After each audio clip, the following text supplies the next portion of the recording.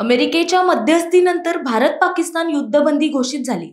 याला काही तास न उलटताच पाकिस्तानचे नापाक इरादे जगासमोर आले. पाकिस्तानने शस्त्रसंधीचं उल्लंघन केलं, मात्र भारताने चोख उत्तर देत पाकिस्तानचे हल्ले निष्प्रभ ठरवले. इतकंच नव्हे तर सिंधू करार कायम ठेवत पाकिस्तानचं कंबरडच मोडून ठेवलंय. एकूण भारताच्या रणनीतीचा, बलुचिस्तानच्या आक्रमणाचा, पाकिस्तान आणि सैन्याचं बंड याचा भविष्यात काय परिणाम होणार ते या व्हिडिओमधून पाहूया. नमस्कार, मी प्राची शिरकर, प्रहार न्यूज लाईन मध्ये आपलं स्वागत करते. गेले 3 दिवस भारत पाकिस्तान यांच्यात युद्ध सदृश परिस्थिती होती. अमेरिकेच्या मध्यस्थीनंतर युद्धबंदी घोषित करण्यात आली. याला काही तास उलटले आणि पाकिस्तानने पुन्हा आगळीक केली. अमेरिकेचे अध्यक्ष डोनाल्ड ट्रम्प यांच्या मध्यस्थीलाच पाकिस्तानने सुरुंग लावला. पाकिस्ताननं शस्त्रसंधीचं उल्लंघन करत भारताच्या सीमावर्ती भागात ड्रोन हल्ले चढवले.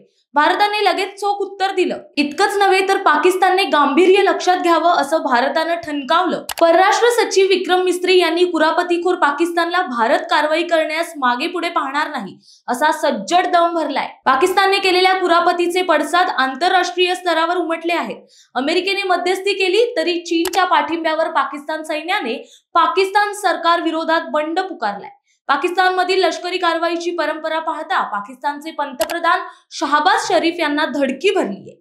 पाकिस्तानच्या नापाक कृत्यांमुळे राजकीय, आर्थिक, सामाजिक आणि लष्करी पातळ्यांवर मोठा तोटा होऊ शकतो. पाकिस्तानने जागतिक बँकेकडून कोट्यावधींचं कर्ज घेतलंय, मात्र शब्द फिरवल्याने जागतिक बँक, IMF, अमेरिका आणि अन्य देशांकडून पाकिस्तानची आर्थिक कोंडी होऊ शकते. कारण या सर्व संस्था देशात शांतता राखण्यासाठी आर्थिक मदत करतात.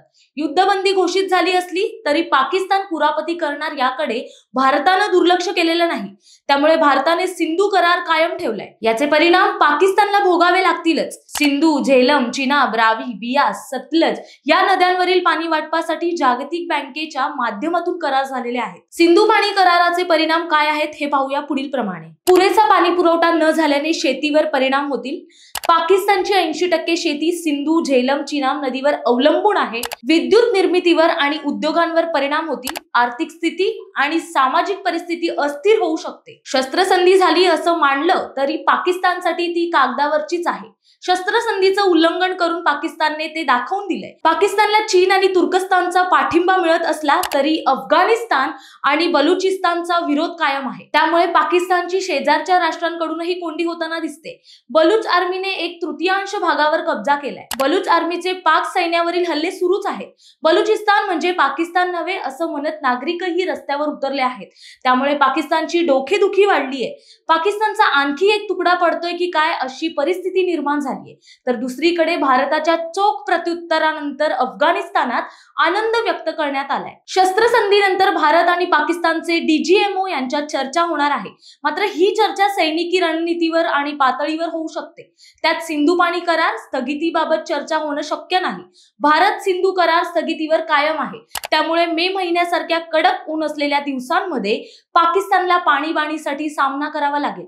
त्यातून आर्थिक आणि सामाजिक प्रश्न निर्माण होतील. याचा परिणाम म्हणजे आधीच अस्थिर असलेल्या पाकिस्तानला अधिक अस्थिरतेचा फटका बसणार आहे. एकूणच काय तर पाकिस्तानचे फासे उलटे फिरले आहेत. भारतानं सिंधू पाणी कराराबरोबरच आंतरराष्ट्रीय पातळीवरही पाकिस्तानची कोंडी केली आहे. तर पाकिस्तानच्या शेजारी देशांनी पाकिस्तानची गोची केली आहे. पाकिस्तानने आगळीक करून स्वतःचा खड्डा खणला आणि स्वतःच खड्ड्यात पडलाय. माहिती आवडली असेल तर कमेंट्स मध्ये नक्की कळवा. आणि अशाच नवनवीन व्हिडिओ पाहण्यासाठी प्रहार न्यूज लाईन चॅनलला लाईक, शेअर आणि सबस्क्राईब करायला विसरू नका. धन्यवाद.